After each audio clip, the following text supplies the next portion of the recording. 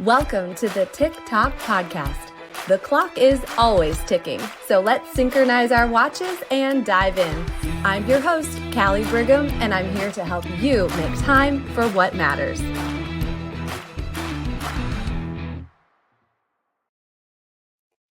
Hey friends, we are rocking right into our part 2 in our 3-part series designed for the momtrepreneur, for the mompreneur, for the entrepreneur out there, the person that's got their side hustle, the person that is working virtually or online or at a brick and mortar store. But regardless, you have got a lot that we like to say we cradle instead of juggle. That's a whole nother episode, right? But you just have, how about this? A lot of hats.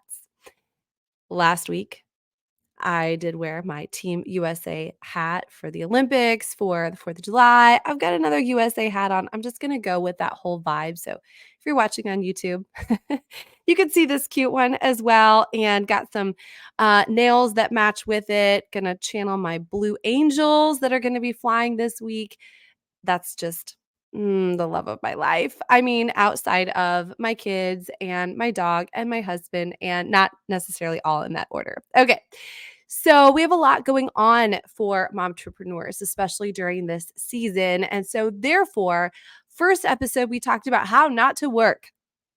Really, we said how to give yourself either some margin, give yourself some permission, give yourself the knowledge that it is okay to stop for the day, that it is okay to stop for the week or for the weekend, that it's okay to take a Sabbath. We haven't talked about that yet, but I'm certain that we will, that it is a privilege to be able to have the independence and the freedom to work when you want to. And it's also mission critical to know when it's time to step back and to take a little break.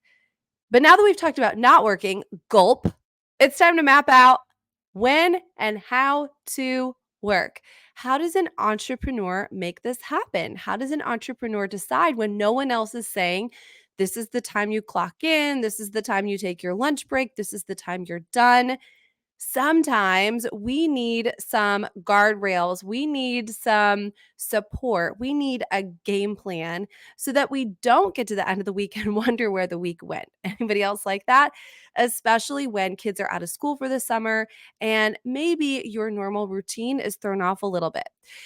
Before I share some tips and ideas, can we pinky promise? So I'm sticking my pinky out there too. We're going to pinky promise that we're going to remove this following phrase from our life this summer and forevermore. You ready? I have to work. Or mommy or mom has to work. Pinky promise, we're going to remove that. There is something about that that is not empowering for what you're wanting to accomplish, and it diminishes what you're doing around others. And I feel like it takes some respect away. And it also makes it sound like you regret what you're getting ready to do and that you have that guilt with what you're getting ready to do. So we're going to replace it, pinky promise that you will, that to maybe these phrases that you get to, you choose to, it's on your schedule to, or even you are working because. On the last episode, we talked about why am I an entrepreneur? What am I even doing this for? What is this side hustle all about? Or why are these finances providing choices? Or why am I called to do something? Because. So sometimes I will remind my kids, and in turn, I'm reminding myself that I am stepping into my office as scheduled because. That there is a payoff in mind. There is a result that we are together as a family believing for, committed to, that there is an honor to the work. And we could really go into that too, biblically, what that means to work mightily and work heartily.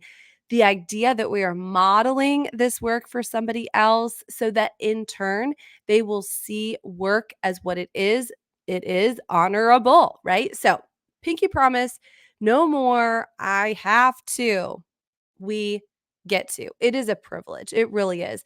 I remember the episode with my grandmother, Grandma Deedle, and she was reminding all of us listeners that not everyone in past generations has had the privilege and the opportunity to have the choices to be able to do the things that we're doing in whatever opportunity, whatever industry, whatever career choice that you've been making. So we get to, friends, couple tips for you today on how and when to work. Number one, not new to the listeners of the TikTok podcast, brain drain.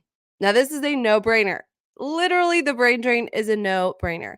How on earth are we going to know what to spend our time on if we don't get it out of our head and on paper?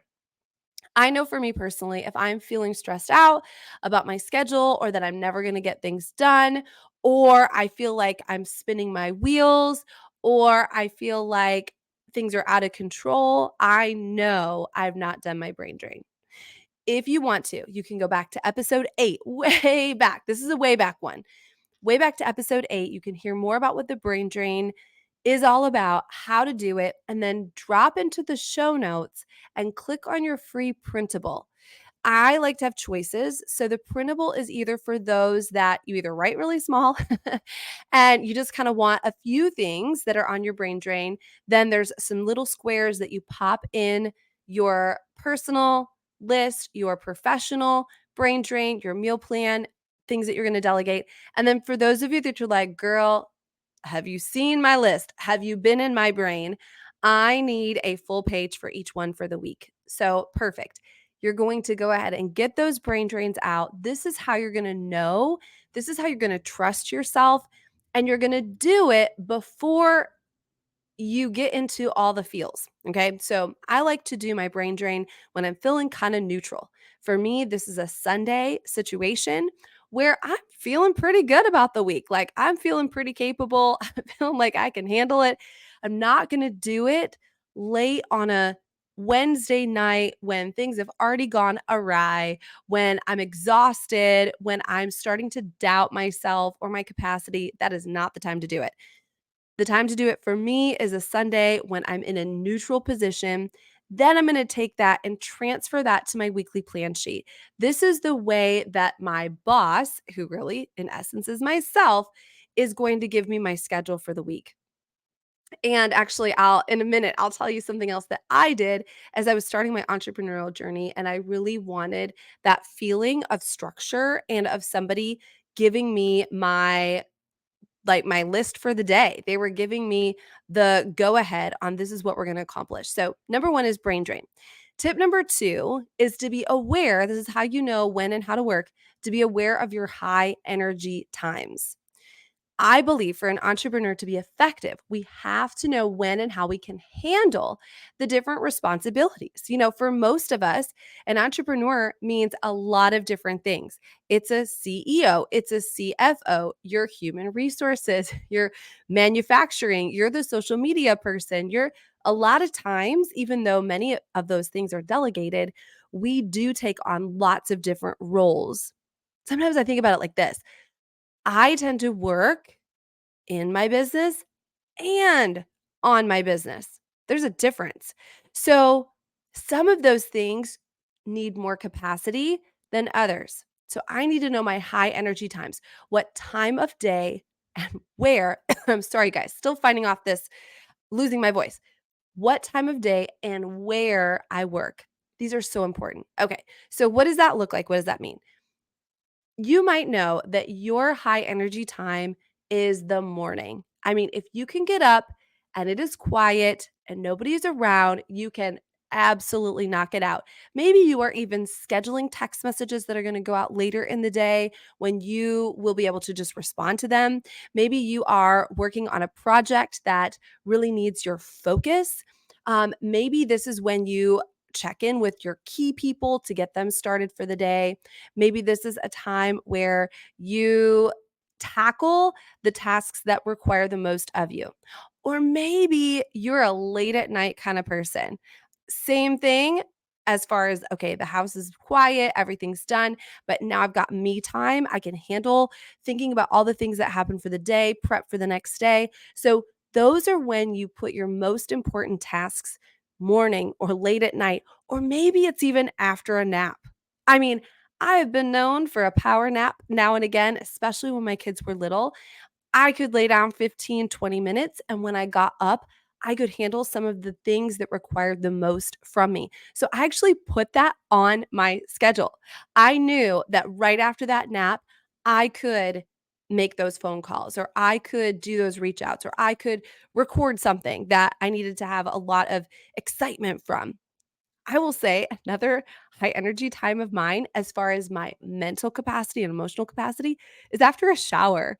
I mean, I can really just get away from the whole world in the shower, have some great prayer time, some great creative time. So that could be another season. All right. Other things that have to do with high energy times are where. For you, it might be a coffee shop because it eliminates the screaming laundry that is on the couch, like, "Hey, fold me," or the pile of dishes that's in the sink that can get handled later. Maybe you tend to creatively avoid, so you're gonna think, "Gosh, this is a great time to clean the garage." When, I mean, is it really time to clean the garage as you're finishing a deadline or working on a goal? So you might need to get out of the house, head to a coffee shop, even get in your car in the driveway. Again, there's very little that can creatively draw your attention away when there's just not a lot of distraction around. Maybe you need music on, maybe you need music off. Maybe you want to be outside, maybe you need to be in the office. Maybe all these other things trigger your brain that you're not working and you're having fun, and therefore you scroll your phone or you tend to put on Netflix. Maybe it's sitting in your office, maybe it is even wardrobing yourself for that, right? You put on a cute suit, or you fix your hair, put on some jewelry, and get into that office. Another part of this high energy time concept would be, do you need to be around people, or do you need to be solo? You know, I remember when my husband worked from home. This is when we first got married, and he started his own graphic design business. And we needed to realize and navigate some of these things. I can work in little tiny pockets. I could have energy here and there and here and there. So I could pop into where he was and ask him a quick question. Well, he was designing something. He needed to be in the zone. He needed to not have some interruptions from me. So that was something that he needed to realize what that looked like. Maybe he put in earphones, and that was an indication to me that not to disturb him. Um, and so these things are really important. Not only that, but the day of the week. When I do my weekly plan sheet, I know that there are certain days of the week where I'm just going to have more to give than others. And maybe there's certain days of the week where I'm already going to be out of the office. So let me stack some things that I can just surround myself with that makes sense. So putting in the things that require the most of you into the time and space that will help you do it, and do it well. Right. So we have our brain drain. We're good to go. We know the tasks that we want to accomplish for the week, the goals, the to-do lists, etc. Now we know we're going to be working them into the high energy times. We're going to be deciding, okay, these go into the times where the time of day that's most important, my environment that's most important, who I'm around, and what part of the week it's going to plug into. Next, tip number three. This is a new concept for me and I really like it. It is called power lists. It's a new system. It's an automation type of system. It doesn't have to be with tech, but it can be an automation system. You can have daily, weekly, and monthly power lists. This is a list of all the tasks that you normally do daily, the tasks that you normally do weekly, and the tasks that you normally do monthly, so that you don't have to come up with them every single time. Okay, so for example, in what I do, many of us have been trained in something called a six most important list. And this is a daily list. My list, as I was building my business, never changed. It only changed the people that I was putting on the list. So, my first thing on my list was booking new appointments. And I never had to think that, so I call this a power list. I never had to think, what should I put on my list today? It was only, who do I need to put on my list today? So that would be an example. Maybe you have an Etsy store. And so you have got your daily list, which is you log on to your Etsy store, you update the order log, you respond to customers, you prep your team, you package the order, you ship it. That could be an example of a daily power list. Let's talk about a weekly power list. Again, on Sundays, this is my opportunity for my brain drain. This includes meal planning. This includes putting in our grocery order. We had an episode recently on automation. Maybe you're also outlining what the family chores are for the week. And maybe you are prepping your clothes or planning for the week. That would be a weekly power list. So you don't always have to be expending energy on what do I do? You pretty much get into the rhythm of what you do, and then you just plug in the specifics for the week. Doesn't that make sense? A few other lists that you could have, as I mentioned, a meal planning power list. So this is your family's go-tos for breakfast, lunch, and dinner. You could even have side dishes, ingredients if you want to take it to the next level. You could maybe have a client correspondence list. We talked about automation recently. You could have in your phone, in your keyboard shortcuts, you could have answers to the most commonly asked questions. And you could have those already plugged in and you could just fire those away. Other power lists could be a vacation packing list. We travel a lot with my kids' sports and my son's soccer. And we know these are the things that have to get in the car, like our chairs, his cleats, water bottles, towels just in case it's going to rain. These are our packing list for that. Always makes sense. Maybe you've got a list of your local favorite places to go eat.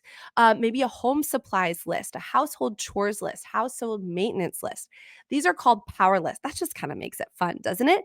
You could even have a little binder that is your power list binder. It's the go to. So even if you're out of town and someone in your family needs to know, how do we do this? What's on this list? It's already there to go. Tip number 4, and how and when do you work, is to have a date with yourself. There's power in stepping away once a month, once a quarter, removing yourself from your usual and taking an audit. That's just really taking an overview, having a little perspective.